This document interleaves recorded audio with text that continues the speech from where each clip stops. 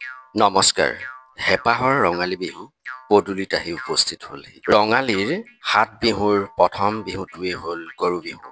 মাহ হালধিৰে গৰু নোৱাই ধুৱাবলৈ লৈ যোৱা হয় ওচৰৰ বিল নতুবা নদ নদীত।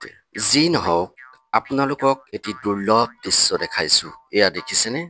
গৰু পঘা। আজিকালি এনে দৃশ্য দেখাৰো আপোনাৰ সৌভাগ্য হ'ব লাগিব। গৰু বিহুৰ দিনা সন্ধিয়া এই পঘাৰেই নতুনকৈ গোহালিত গৰুসমূহ বন্ধা হয়। এই যে পঘাডাল বটিছে, এই পঘাডালত বাৰু কি কি বস্তু ইয়াত সন্নিৱিষ্ট হৈ আছে আপোনালোকে জানেনে? যদি জানে কমেণ্ট বক্সত কমেণ্ট কৰি জনাবচোন। বৰ্তমান সময়ত অসম আৰু অসমীয়াৰ গোহালিত গৰুৰ সংখ্যা নোহোৱাই হ'ল। ই আমাৰ বাবে এক উদ্বেগজনক খবৰ। গৰু বিহু থাকিবনে?